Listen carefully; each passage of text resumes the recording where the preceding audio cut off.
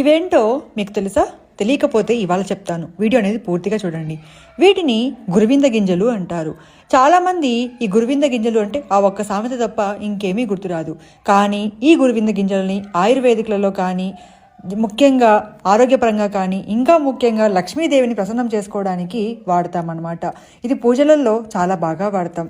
దీపావళి రోజు కానీ, అక్షయ తృతీయ రోజు కానీ ఇది మనము పూజ చేసి బిరువాలో పెట్టుకుంటే చాలా మంచిది. ఒకవేళ తెలిసిన ఎరుపు అలాగే నలుపు తెలిసిన గురువిందలు ఉంటాయి, కానీ మీ అందరికీ తెలియని తెలుపు రంగు గురువిందలు కూడా ఉంటాయి. దాంతోపాటుగా నలుపు రంగు గురువింద గింజలు, పసుపు రంగు గురువింద గింజలు, ఆకుపచ్చ గింజలు ఇలా అయితే ఉంటాయి అన్నమాట. అయితే ఎవరైతే పూజ గదిలో ఇలా ఎరుపు నలుపు కలిసినవి అలాగే ఇలా తెలుపు కలిసినవి గురువింద గింజలు ఎవరైతే ఇంట్లో పెట్టుకుంటారో వాళ్ళకి శుక్రగ్రహ దోష నివారణ తొలగిపోయి, ఆర్థికంగా అప్పులు తొలగిపోయి, ఇల్లు అనేది సుఖశాంతులతో, ఆర్థిక ఇబ్బందులతో